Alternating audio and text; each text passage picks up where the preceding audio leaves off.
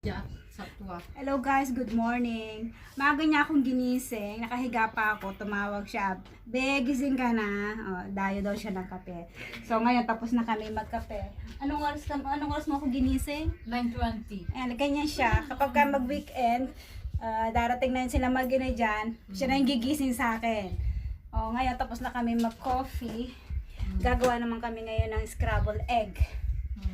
This one, we call her Marimar.